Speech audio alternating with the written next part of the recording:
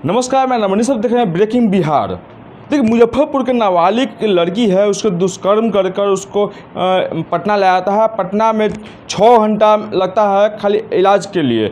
उसी संदर्भ में आज जो है आरजेडी प्रवक्ता एजाज अहमद जी जानकारी लेते हैं। सर, चैनल पर स्वागत है आपका। बहुत धन्यवाद। देखिए, सबसे बड़ी विडम्बना ये है कि दलित समाज की बेटी मुजफ्फरपुर में लोमहर्षक घटना हुई, हृदय विदारक घटना हुई। उसके साथ जिस तरह से अमानवीय दुराचार की घटना हुई वो तो हुआ ही हुआ। उसके गर्दन पर वार किए गए और उस लहूलुहान थी, घायलावस्था में आई थी।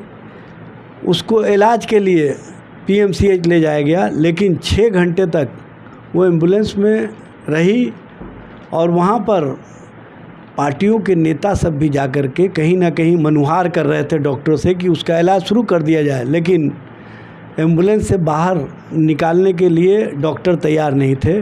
डॉक्टर नहीं चाहते थे कि यहाँ इलाज हो। बहुत प्रयास के बाद करीब 6 घंटे लग गए, तब जाकर के इलाज उसका शुरू हुआ।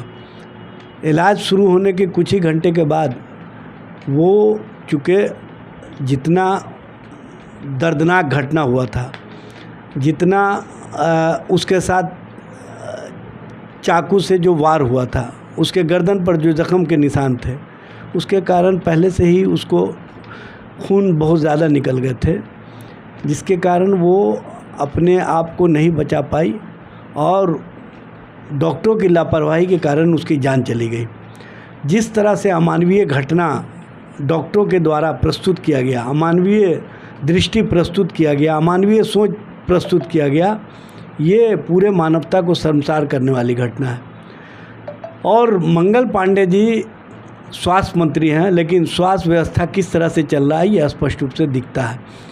जो एशिया का सबसे बड़ा हॉस्पिटल है पीएमसीएच, वहाँ पर इलाज की इस तरह की स्थिति है तो समझिए दूसरे जगह क्या स्थिति होगी।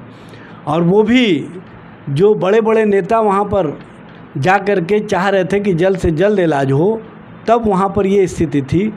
तो इसे समझा जा सकता है कि किस तरह की व्यवस्था बिहार में चल रही है।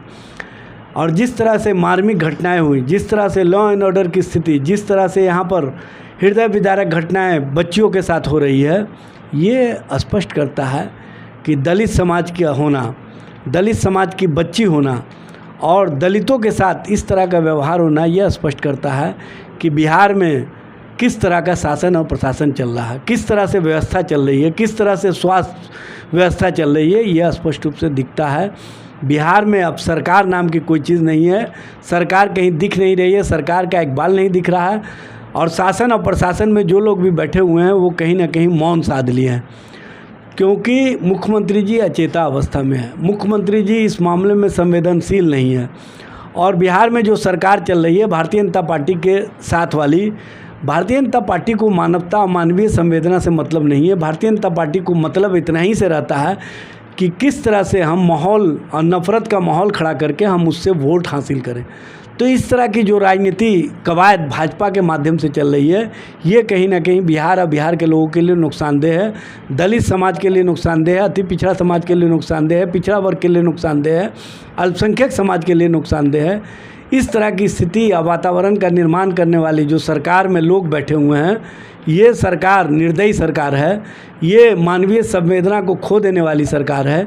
इस सरकार से अब उम्मीद किया जाना बेकार है।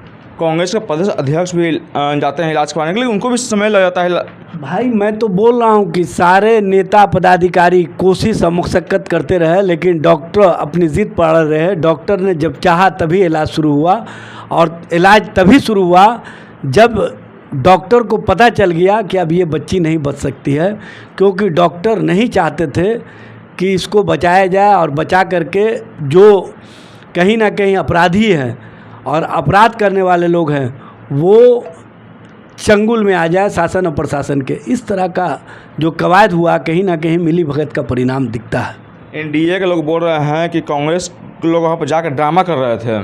भाई, एनडीए के लोगों को अगर मानवीय संवेदना दिखाइए, मानवता के लिए कोई कार्य कीजिए, इंसान और इंसानियत के लिए कोई कार्य कीजिए, किसी को इंसाफ दिलाने के लिए कार्य कीजिए, तो उनको ड्रामा ही दिखता है।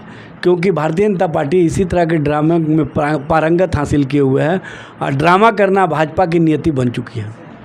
तो आप सुन रहे थे आरजेडी प्रवक्ता एजाज अहमद जी का, जिस हाई पर उसका जवाब दिया। तमाम खबर देखने के लिए ब्रेकिंग बिहार से बने रहे, धन्यवाद।